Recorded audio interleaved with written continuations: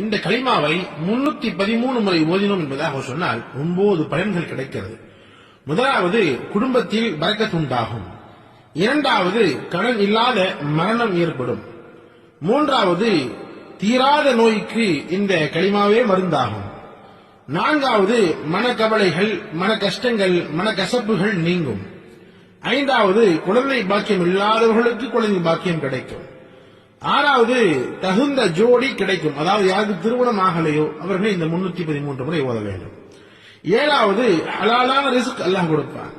எட்டாவது, திடீர் ஆபத்துகளை விட்டு பாதுகாப்பு கிடைக்கும். ஒன்பதாவது, ஈமானில் உறுதி கிடைக்கும். எனவே இந்த லா இலாஹ இல்லா அன்த சுப்ஹானக இன்னி குன்து மினல் ஸாலிமீன் இந்த கலிமாவை 313 முறை ஓதினோம் என்பதாக சொன்னால் இந்த 9 பலன்கள் கிடைக்கும்.